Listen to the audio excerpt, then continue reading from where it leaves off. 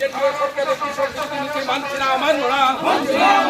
অবিলম্বে বিদ্যুৎ বিল বাতিল করতে হবে।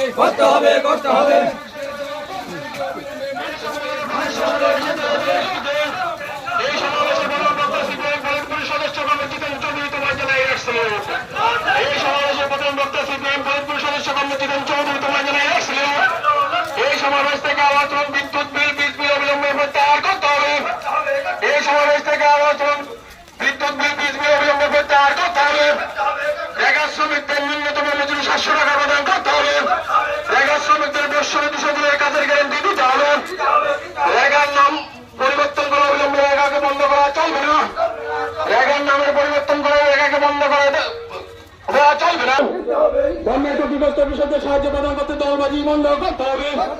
নাইলে কৃষকদের আন্দোলন চলছে, নাইলে সারা কৃষক আন্দোলন চলছে।